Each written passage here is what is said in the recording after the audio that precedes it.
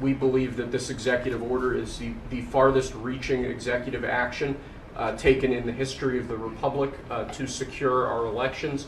Among numerous other aspects of this executive order, this is going to cut down on illegal immigrants on the voter rolls, ensure that the Department of Homeland Security and the data that they have available is being fully weaponized to ensure that illegal immigrants aren't voting. This will include a citizenship question on the federal voting form for the first time. This executive order instructs the EAC to cut federal funding to states that don't take reasonable steps to secure their election. This calls on the Department of Justice to vigorously prosecute election crimes, particularly in states that we don't believe are in compliance with federal law around election integrity.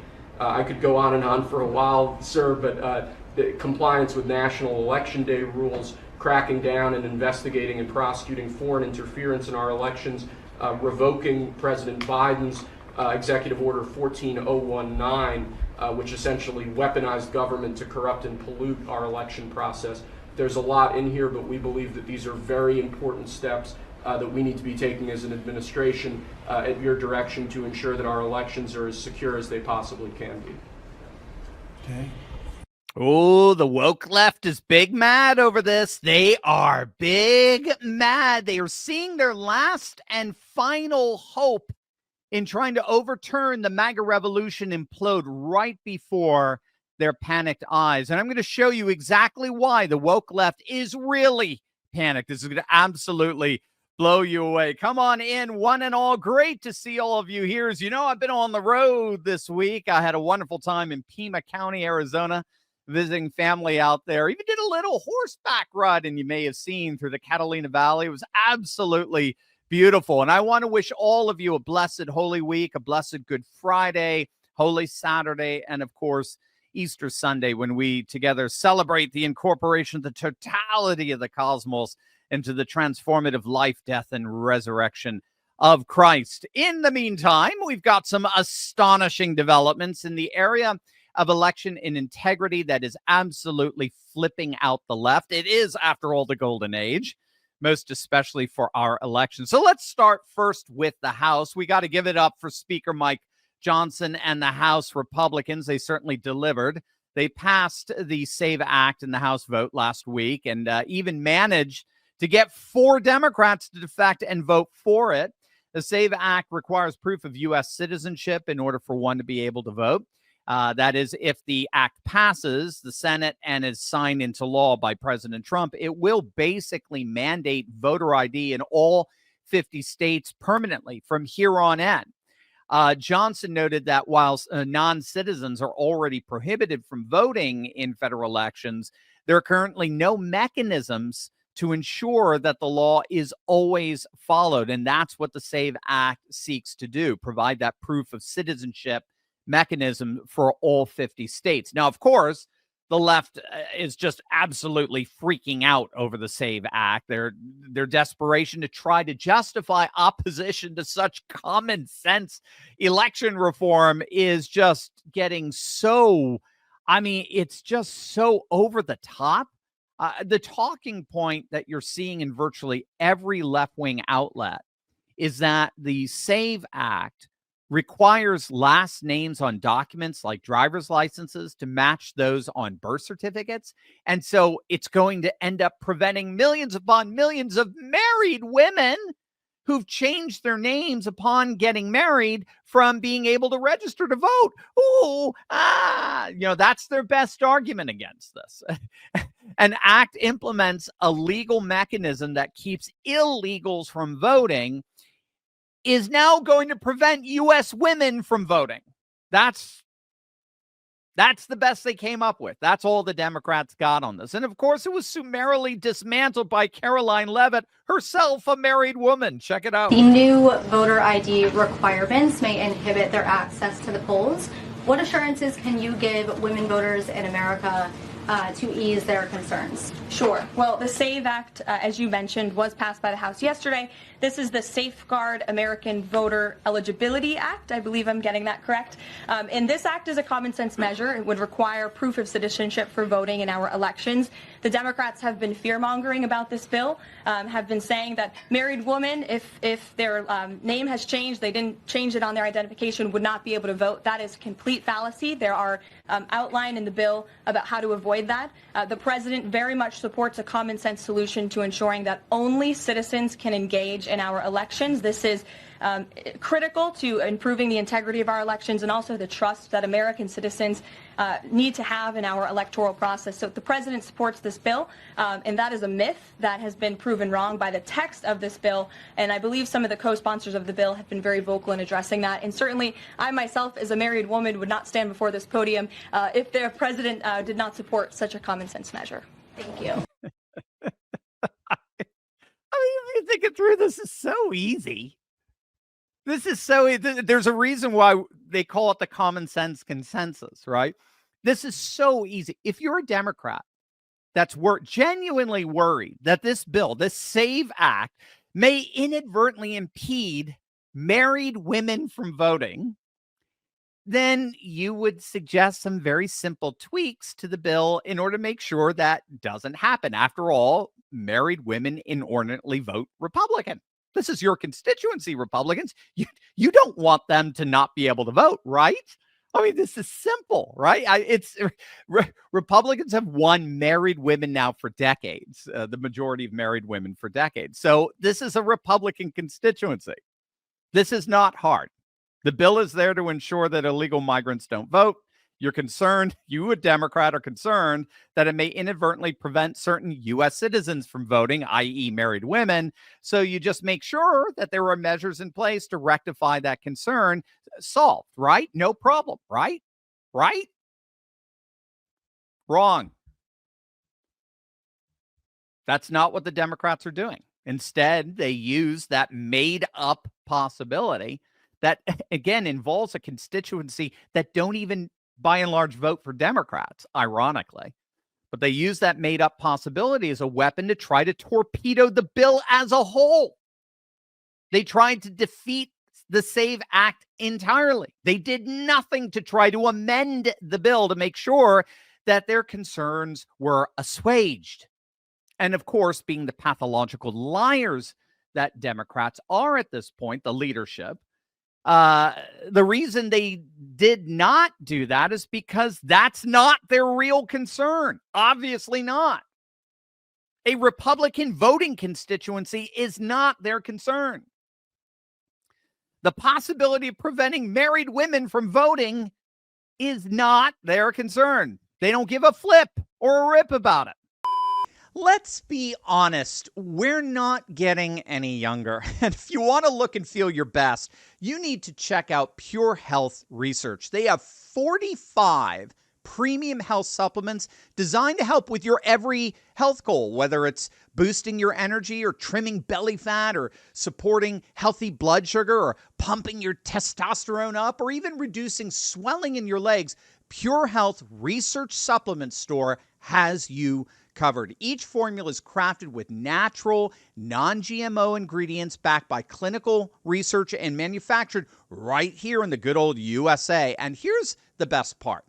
Pure Health Research is offering you an exclusive 35% discount. All you have to do is go to purehealthresearch.com and then use coupon code Turley at checkout. With their 365-day money-back guarantee, there is zero risk in trying something new. So why wait? Head on over to purehealthresearch.com right now, explore their 45 amazing supplements, and save 35% off before this deal ends with coupon code Turley. Don't miss this chance to feel your best. The Democrats are freaking out because their future voter constituency, Elon Musk talks all the time about, they're freaking out because their future voter constituency that they've been depending on as a demographic necessity for future elections, because they basically stopped having their own kids, is being permanently boxed out of any possibility of ever voting. That is what they're freaking. They're freaking out about their voting constituency, at least a future one. They're not freaking out about a Republican voting constituency. They're freaking out about illegal migrants being permanently excluded from voting. But they can't say that, right? They're in the 80-20 doom loop. They've staked their flag on issues that only 20% of the most rabid, extreme leftist voters care about. And they've left the 80% for Trump and the MAGA movement for the taking. So they can't say that. So they have to make up some preposterous notion that married women won't be allowed to vote.